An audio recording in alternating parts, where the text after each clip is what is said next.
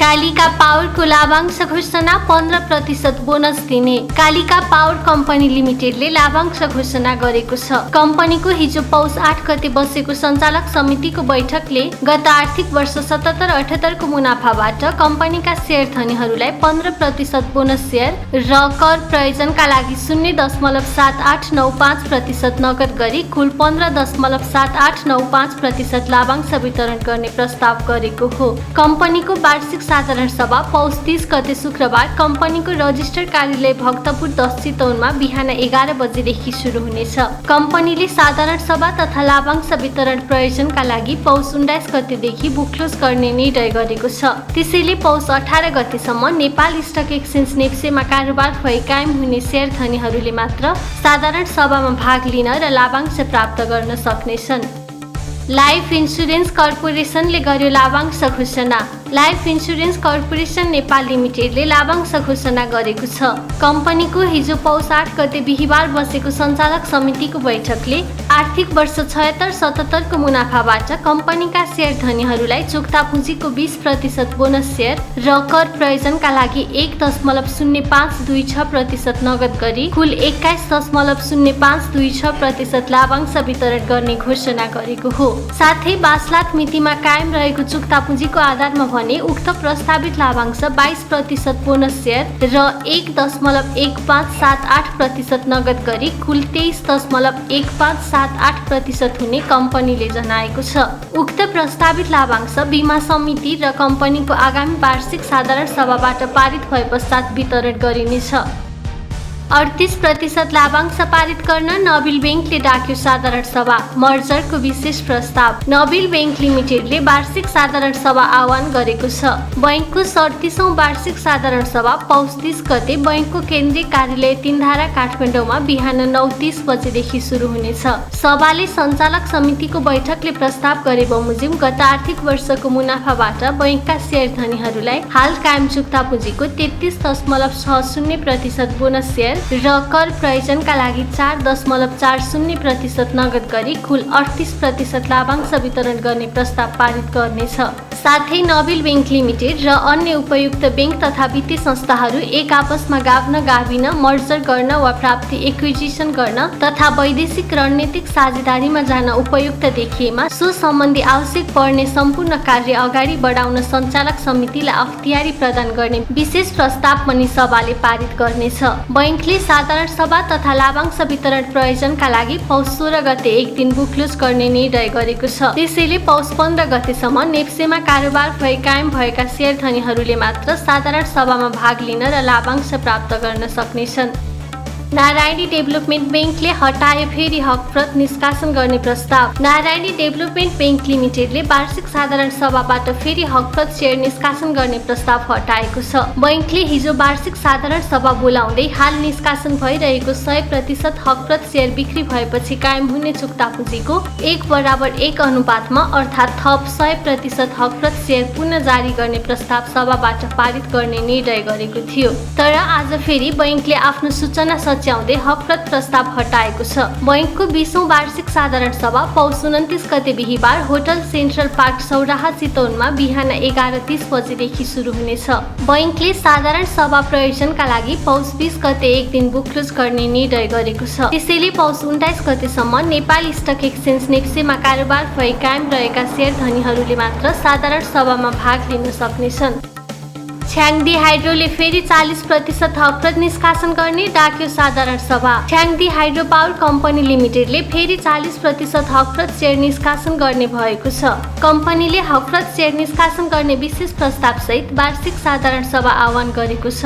कम्पनीको हिजो पौष 8 गते बिहीबार बसेको सञ्चालक समितिको बैठकले गरेको निर्णय अनुसार कम्पनीको 8औं वार्षिक साधारण सभा पौष 30 गते शुक्रबार कम्पनीको केन्द्रीय कार्यालय गैरीधारा काठमाडौँमा भर्चुअल माध्यमबाट सञ्चालन हुनेछ। सभामा कम्पनीले 30% हकप्रत शेयर बिक्री गरिसकेपछि कायम हुने चुक्ता पुँजीको 40% हकप्रत शेयर निष्कासन गर्ने विशेष प्रस्ताव पारित गरिनेछ। कम्पनीले साधारण सभा प्रयोजनका लागि पौष 21 गते एक दिन बुकक्लोज गर्ने निर्णय गरेको छ। त्यसैले पौष 20 गतेसम्म नेपाल स्टक एक्सचेन्ज नेप्सेमा कारोबार भई कायम हुने शेयर धनीहरूले मात्र साधारण सभामा भाग लिन सक्नेछन्। लाभांश पारित गर्न सिभिल बैंकले डाके साधारण सभा, पौष 20 गते बुक क्लोज। सिभिल बैंक लिमिटेडले वार्षिक साधारण सभा आह्वान गरेको छ। बैंकको हिजो पौष 8 गते बिहीबार बसेको सञ्चालक समितिको बैठकले गरेको निर्णय अनुसार बैंकको 11औं वार्षिक साधारण सभा पौष 30 गते शुक्रबार आम्रपाली ब्याङ्क्वेट बालुवाटार काठमाडौँमा बिहान 11 बजेदेखि भर्चुअल माध्यमबाट सञ्चालन हुनेछ। सभामा बैंकको पौष 5 गते सोमबार बसेको सञ्चालक समितिको बैठकले गरेको निर्णय अनुसार गत आर्थिक वर्ष 77-78 को मुनाफाबाट बैंकका शेयर धनीहरूलाई चुक्ता पुँजीको 5% बोनस शेयर र कर प्रयोजनका लागि 0.26% नगद गरी कुल 5.26% लाभांश वितरण गर्ने प्रस्ताव पारित गरिनेछ।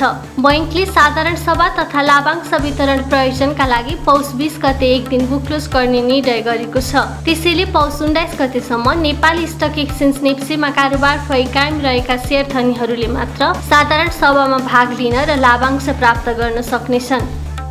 हकफ्रत निष्कासन गर्न छ्याङदी हाइड्रोले तोक्यो बुक क्लोज मिति, पौष 20 गतेसम्म कायम हुनेले हकफ्रत भर्न पाउने। छ्याङदी हाइड्रो पावर कम्पनी लिमिटेडले हकफ्रत शेयर निष्कासन गर्न बुक क्लोज मिति तोकेको छ। कम्पनीले हकफ्रत शेयर निष्कासन गर्ने प्रयोजनका लागि पौष 21 गते एक दिन बुक क्लोज गर्ने निर्णय गरेको छ। त्यसैले पौष 20 गतेसम्म नेपाल स्टक एक्सचेन्ज नेप्सेमा कारोबार भई कायम भएका शेयर धनीहरूले मात्र हकफ्रत शेयरमा आवेदन दिन सक्नेछन्। कम्पनीले 10:3 अनुपातमा 100 रुपैयाँ अंकित दरमा कुल 8,93,02,500 रुपैयाँ बराबरको 8,93,025 किता हकफ्रत शेयर निष्कासन गर्न पौष 1 गते नियामक निकाय नेपाल धितोपत्र बोर्डबाट अनुमति पाएको छ। कम्पनीको उक्त हकफ्रत शेयरमा निष्कासन तथा बिक्री प्रबन्धकको काम ग्लोबल आइएमई क्यापिटल लिमिटेडले गर्नेछ। सप्तकोशी डेभलपमेन्ट बैंकको 16 करोड रुपैयाँ हिनामिना, एक कर्मचारी पक्राउ। सप्तकोशी डेभलपमेन्ट बैंक विराटनगरको कर्पोरेट कार्यालयमा 16 करोड रुपैयाँ हिनामिना भएको छ। हिनामिना गरेको आरोपमा बैंकको कर्पोरेट कार्यालयका जेनेरल सर्भिस डिपार्टमेन्ट प्रमुख हिमाल भट्टराई पक्राउ समेत परेका छन्। उनलाई पक्राउ गरी थप अनुसन्धान थालिएको जिल्ला प्रहरी कार्यालय मोरङले जनाएको छ। बैंककै एक कर्मचारीले गोप्य रूपमा नेपाल राष्ट्र बैंकमा आर्थिक हिनामिना भइरहेको उजुरी गरेपछि राष्ट्र बैंकले आर्थिक हिनामिनाको विषयमा बैंकलाई पत्राचार गरेको थियो। नेप्सेमा 3,84,000 किता बोनस सूचीकृत। नेपाली स्टक एक्सचेन्ज नेप्सेमा आज शुक्रबार एउटा कम्पनीको बोनस शेयर सूचीकृत भएको छ। स्टकका अनुसार साल ट्रेडिङ कर्पोरेसन लिमिटेडको 20% बोनस बापतको 3,84,583 किता शेयर नेप्सेमा सूचीकृत भएको हो। कम्पनीको सञ्चालक समितिको बैठकले आर्थिक वर्ष 76-77 को मुनाफाबाट कम्पनीका शेयर धनीहरूलाई 20% बोनस शेयर र कर प्रयोजनका लागि 5% नगद गरी कुल 25% लाभांश वितरण गर्ने प्रस्ताव गरेको थियो। सेन्चुरी बैंकको साधारण सभा 30 पौषमा मर्जर सम्बन्धी विशेष प्रस्ताव। सेन्चुरी कमर्सियल बैंकले 30 पौषमा 11औं वार्षिक साधारण सभा आह्वान गरेको छ। उक्त सभा आर्मी अफिसर्स क्लब भद्रकाली काठमाडौँमा बिहान 11 बजेदेखि भिडियो कन्फरेन्सिङको माध्यमबाट सुरु हुनेछ। सभामा बैंकले गत आर्थिक वर्षको मुनाफाबाट 5.75% बोनस शेयर र कर तिर्न 0.30% नगद लाभांश वितरण गर्ने प्रस्ताव पारित गरिनेछ।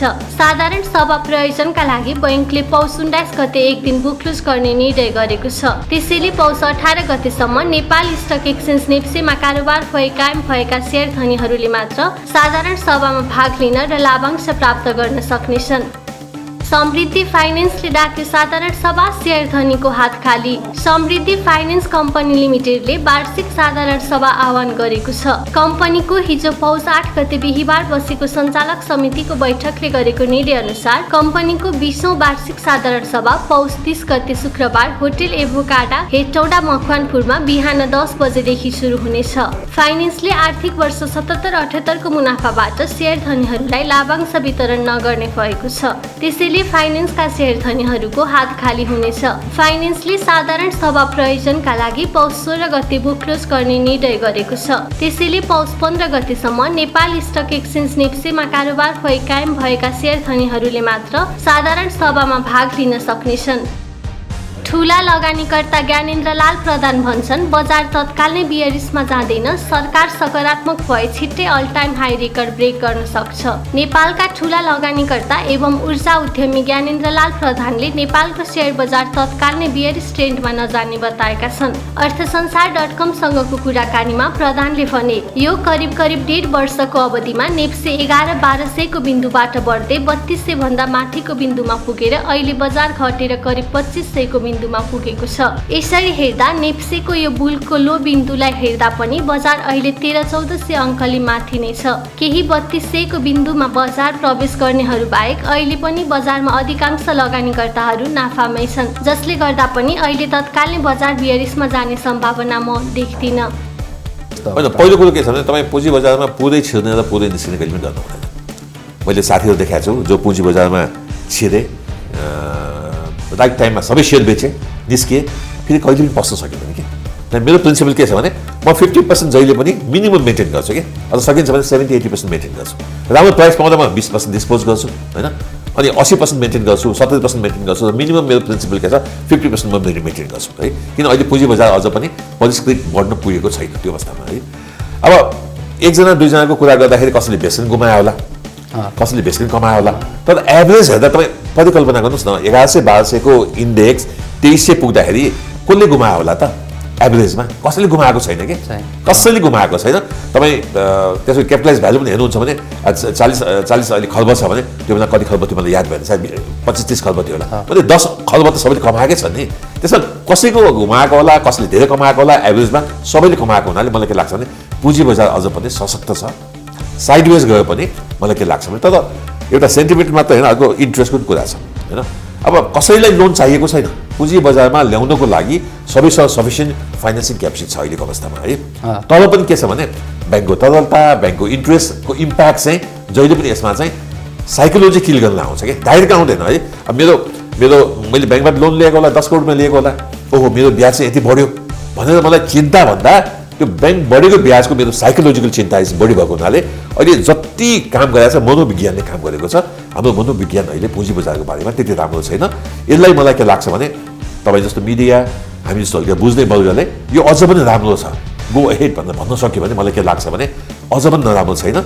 जो व्यक्तिले 3200मा इन्ट्री गरेका छन्, अहिले अलिकति गुमाएका छन्, आफ्नो पैसा छैन, उनीहरूले स्टप लस गरेको राम्रो हो है।